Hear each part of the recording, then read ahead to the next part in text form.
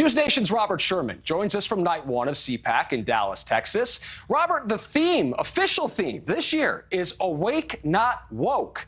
Why focus in on all that stuff rather than make it something like grocery prices are making us broke? Well, your point is well taken, Paul, but organizers would say that those two are one and the same by placing such a focus on the issues that are at hand here and, making it a point of, talking about these issues of wokeness. What they say is that that's distracting from the major conversations that are happening here, which is why they're putting such an emphasis on going after the wokeness. And to their point, this is all about winning elections, let's not forget.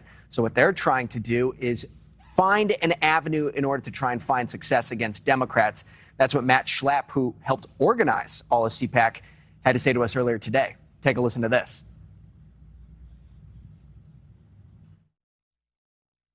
I think the woke is the reason why, in the end, the electorate wants to punish the Democrats. And look, I think there's a lot of Democratic voters who love a cop, and they don't like this type of attack on cops. And by the way, the resulting crime and increase in drugs from the border and everything else is a big part of it. So it's all about votes, Paul. Any way that Republicans can try and get a few of those votes back and try and pick up key votes in some of these states such as Arizona, Georgia, Wisconsin, Michigan, they believe that this is going to resonate more with the voters to focus on some of those key issues. So, yes, the messaging that you point out doesn't make a lot of sense at face value, but underneath that, that's where they think they can make some avenues. Robert, in the meantime, Florida Governor Ron DeSantis made some news around CPAC. He said he had a big announcement. He suspended State Attorney Andrew Warren for refusing to enforce the state's new 15-week abortion ban and for supporting gender transition treatments for minors. This is that announcement today.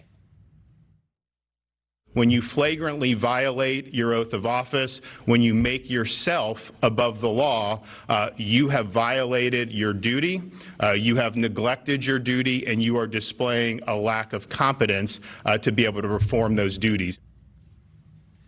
Robert, DeSantis is one of those Republicans who's pretty high profile. Did his actions here overshadow the first day of CPAC? Do you think he did this on purpose? Was what he said a little tone deaf, given what happened Tuesday night in Kansas? Well, if it wasn't done intentionally, Paul, it was quite the coincidence that this happened the morning of the first day of CPAC. Of course, a high-profile Republican, as you mentioned. In terms of overshadowing, the sentiment on the ground here is that people are pretty focused on all the activity that is going on here. And Donald Trump is still the star of this show. He'll be speaking here Saturday. You talk to folks here, who would they vote for first and foremost? They pick Donald Trump. If they couldn't vote for Donald Trump, they would pick Ron DeSantis. That's been pretty common from what we've seen down here so far. But it is worth noting as well is that Governor Ron DeSantis, not the only one who isn't here, who is of high profile here with the Republican Party. You have Governor Kristi Noem of South Dakota.